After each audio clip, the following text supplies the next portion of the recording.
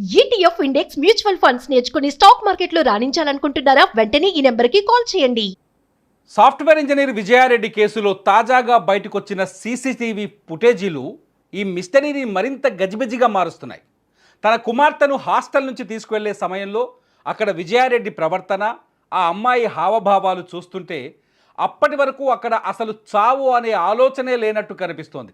Hostel రికార్డుల్లో సంతకం చేసి formalities పూర్తి చేసి తన కూతుర్ని తీసుకెళ్తున్న సమయంలో ఆ అమ్మాయి ఎంతో ఉత్సాహంగా నవ్వుతూ కనిపించడం అందరినీ విస్మయానికి గురిచేస్తోంది.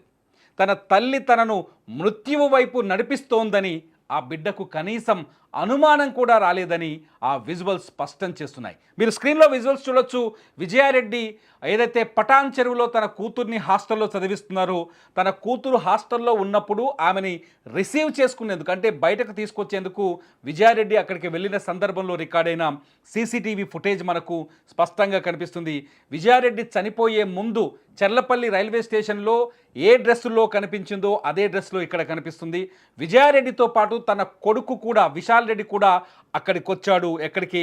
చేతన రెడ్డిని రిసీవ్ చేసుకోవడానికి. విజయారెడ్డి సాయంత్రం 6 గంటలకి ఏదైతే చెంగిచెర్లలో హైదరాబాద్ శివారులోని బోడుపల్ సమీపంలో ఉన్న చెంగిచెర్లలో విజయారెడ్డి అక్కడి నుంచి కారు తీసుకొని మొదలైంది. అక్కడి నుంచి స్టార్ట్ అయ్యి మొదట తన కొడుకు గట్కేసర్లో ఒక ప్రైవేట్ రెసిడెన్షియల్ కాలేజీలో విశాల్ రెడ్డి చదువుకుంటున్నాడు. విశాల్ రెడ్డి దగ్గరికి వెళ్ళింది. అక్కడికి వెళ్ళి విశాల్ రెడ్డిని హాస్టల్ నుంచి బయటకు తీసుకొచ్చి తన కారులో ఎక్కించుకుంది. ఆ తర్వాత ఆ విశాల్ రెడ్డిని కారులో ఎక్కించుకొని కూతురుని తీసుకొని ఎలా ఔటర్ రింగ్ రోడ్ నుంచి వెళ్ళిందో, హైదరాబాద్ నుంచి మధ్యలోంచి వెళ్ళింది అనేది ఇంకా పోలీసులు కన్ఫర్మ్ చేయాలి. నేరుగా పటాన్ చెరువులో ఉన్న తన కూతురు చదువుతున్న రెసిడెన్షియల్ కాలేజ్ దగ్గరికి వెళ్ళింది. రెసిడెన్షియల్ కాలేజ్ దగ్గరికి వెళ్ళి అక్కడ మీరు స్క్రీన్లో ఫుల్గా వీడియోస్ చూడొచ్చు ఒకసారి. రెసిడెన్షియల్ కాలేజ్ దగ్గర కూతురు కోసం అంటే తన కూతుర్ని పిలిచేందుకు రిసెప్షన్లో మాట్లాడింది. ఆ తర్వాత కూతురు కోసం వెయిట్ చేసింది. వెయిట్ చేసిన కొద్దిసేపటికే కూతురు వచ్చింది. అక్కడ చూడండి, మనము చేతన్ రెడ్డిని, తల్లి కొడుకు కూతుర్ని ముగ్గురు చూడొచ్చు. కూతురు అక్కడ ఫార్మాలిటీ చేస్తున్న సమయంలో ఆ అమ్మాయి మొహంలో ఎటువంటి ఆలోచన కనిపించట్లేదు. అమ్మ పిలిచింది, వచ్చింది. తల్లి కూతురు ఇద్దరు కలిసి అక్కడ రిజిస్ట్రేషన్లో సిగ్నేచర్ చేసి ముగ్గురు కలిసి ఇక్కడ నుంచి బయలుదేరి వెళ్ళిపోయారు. విజయారెడ్డి అక్కడ కూడా ఆందోళనకరంగా కనిపించలేదు. బిడ్డ కనపడగానే ఏ తల్లి అయితే ప్రేమగా ఎలా తల నుమురుతుందో అలాగే తల నుమురుతూ కనిపించింది.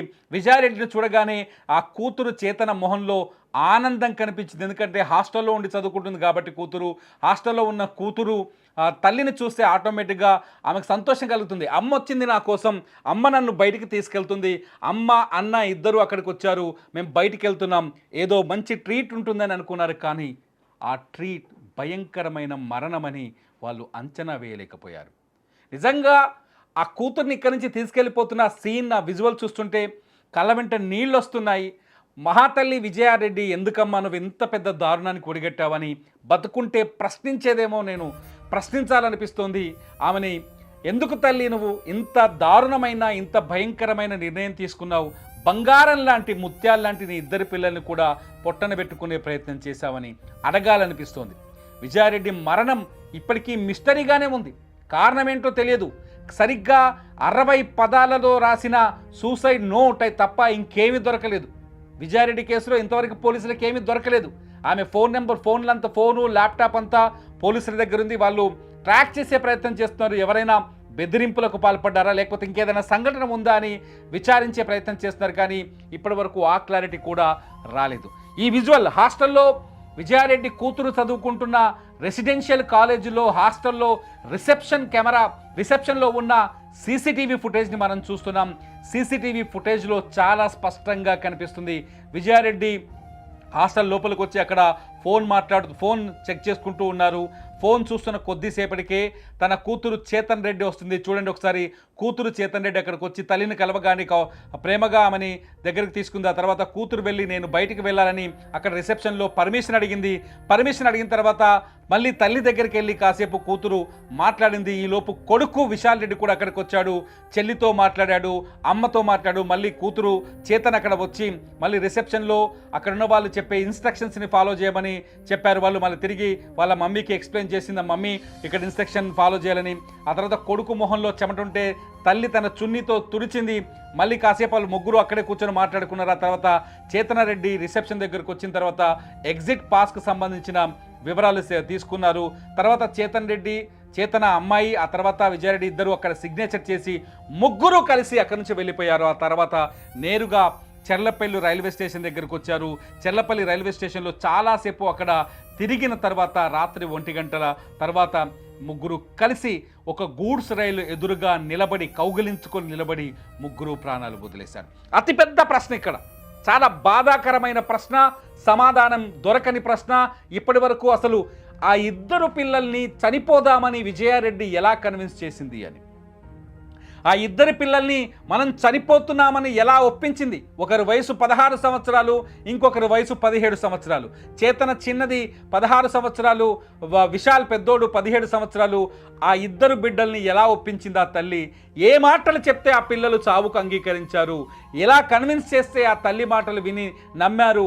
ఆ తల్లి చెప్పిన మాటలు వాళ్ళని కూడా ఎందుకు బాధకు గురి చేసినాయి? సాధారణంగా ఒక మనిషి చనిపోవాలి అనుకున్నప్పుడు ఏదో ఒక ఎమోషన్ ఖచ్చితంగా ఉంటుంది. ఇక్కడ కూడా ఎమోషన్ ఉంది. ఆ ఎమోషన్ ఏంటనేది బయటకు రావాల్సిన అవసరం ఉంది. అది బెదిరింపులా, లేకపోతే ఎవరైనా బ్యాక్ అండ్ బ్లాక్మెయిల్ చేశారా, లేకపోతే మూడో వ్యక్తి ప్రమేయం ఉందా అనేది ఇక్కడ తేలాల్సి ఉంది. ఇంకా ఇంతవరకు తేలలేదు. దానిపైన విచారణ జరుగుతుంది. మీరు రైల్వే స్టేషన్లో వీడియో చూస్తున్నారు. హాస్టల్ నుంచి బయలుదేరినప్పుడు ఏ డ్రెస్సుల్లో ఉన్నారో వాళ్ళు రైల్వే స్టేషన్ సీసీ కెమెరాలో ఉన్నప్పుడు కూడా అదే డ్రెస్సుల్లో ఉన్నారు. సాయంత్రం 6 గంటల నుంచే, జనవరి 30వ తేదీ సాయంత్రం 6 గంటల నుంచే వీళ్ళని మృత్యువు ముందుకు నడిపిస్తోంది. మృత్యువు వీళ్ళని తీసుకెళ్ళింది.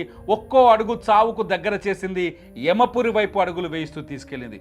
నిజంగా ఆ కుటుంబం ఇవాళ కన్నీళ్లు పెట్టుకుంటుంటే, విజయారెడ్డి భర్త సురేందర్ రెడ్డి ఏడుస్తుంటే, వాళ్ళ అత్తమామ ఏడుస్తుంటే, వాళ్ళ అమ్మ ఏడుస్తుంటే, వాళ్ళ తమ్ముడు ఏడుస్తుంటే, నిజంగా విజువల్స్ చూడడానికి కూడా మాకు గుండె ధైర్యం సరిపోవట్లేదు. ఈ వార్తని ఎందుకు పదే పదే మళ్ళీ చెప్తున్నారు వినని చాలామంది కింద కామెంట్ చేయొచ్చు. కానీ ఇటువంటి నిర్ణయాలు ఎవరు తీసుకోకూడదు.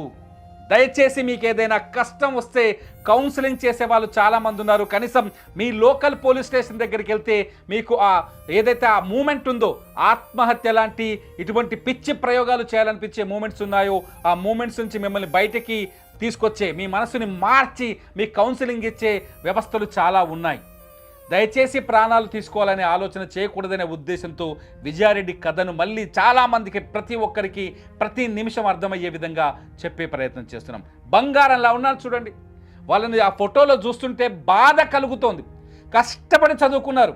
విజయారెడ్డి ఫ్యామిలీ బ్యాక్గ్రౌండ్ మీకు చెప్తే మీరు కన్నీళ్ళు పెట్టుకుంటారు. ఎందుకంటే ఆమె భర్త సురేందర్ రెడ్డి కావచ్చు, వాళ్ళ తల్లిదండ్రులు కావచ్చు, చాలా దూర ప్రాంతం నుంచి ఈ ప్రాంతానికి ఏదైతే యాదాద్రి భువనగిరి జిల్లా బీబీ నగర్ మండలం ఆ గూడూరు పరిసర ప్రాంతాల్లో వాళ్ళు అక్కడ సెటిల్ అయి ఉన్నారు. వాళ్ళు కష్టపడి జీవితాన్ని పైకి వచ్చారు, కష్టపడి చదువుకున్నారు.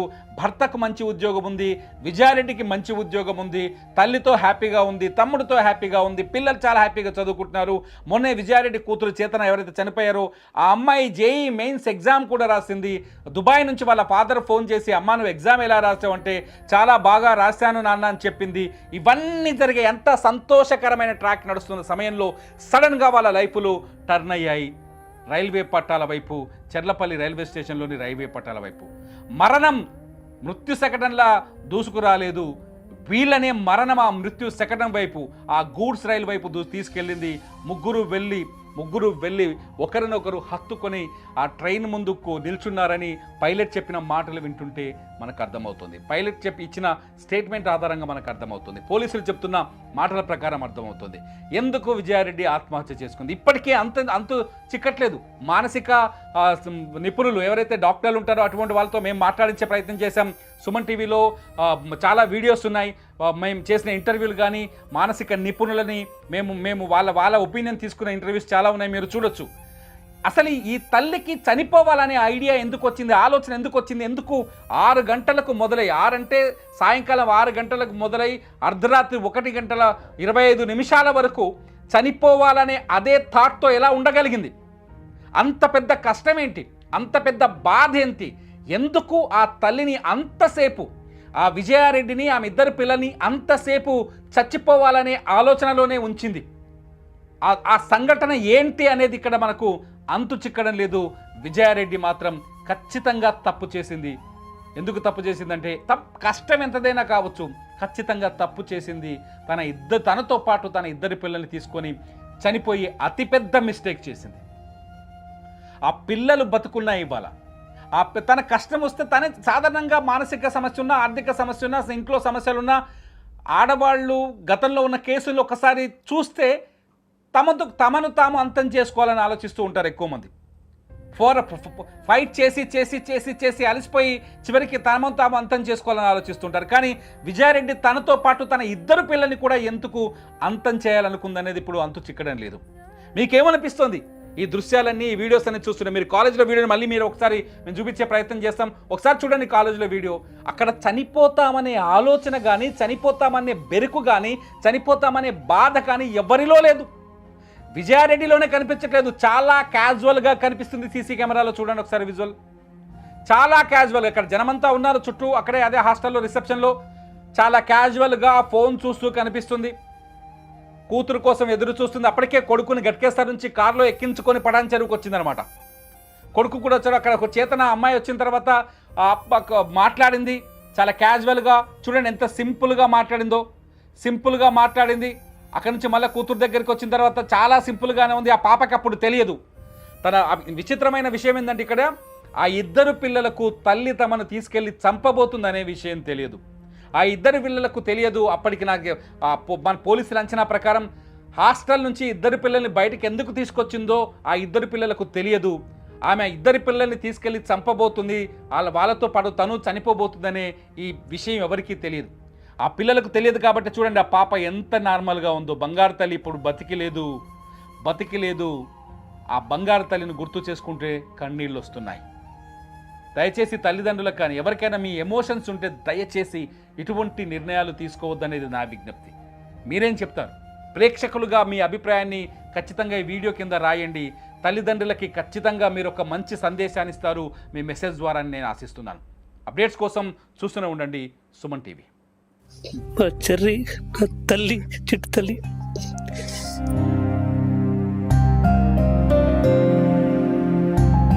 జీవితంలో నాకు వదిలిపెట్టి వెళ్ళిపోయారంతా. నేను ఎవరు ఇష్టపడ్డానో వాళ్ళు లేరు.